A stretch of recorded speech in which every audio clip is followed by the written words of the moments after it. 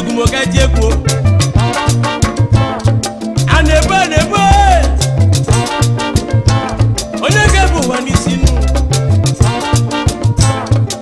onye si na mama binu na wala ni zelu mili gbogbo ga na ekunu oyin na bura maka tilo no mo ga we ti no wa ga nanu ego bi ba na tiro bodo ego ga de tinu owo bura de otu anyo ga je egwu uku nani o obianu ikwa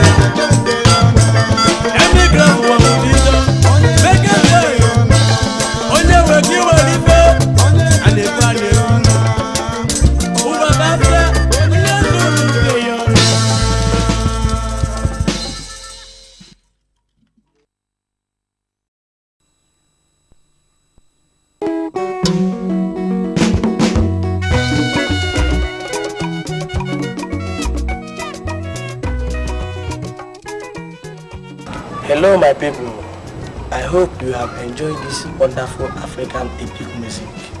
I thank God for the creativity and enablement. You all know that it's not by my power or by my might. I'm so glad that you all have watched and also heard the story. My first track, Ifo Meta Nebue, means evil that men do lives with them and not after them. The second track says Chukwubu Ikemado, means God is our might. My last track, Enu of Afia, means this world is like market. As you go to the market and return back to home, so is life. I also give thanks to my parents, the dancers, who perform in my music, and giving thanks to my second Ifeoma Onwudenjo. I'm also thanking my director, Isaac O. Fidelis Nebu, and all the people that have participated in this my music. Well, viewers, I hope you enjoy all this from the family.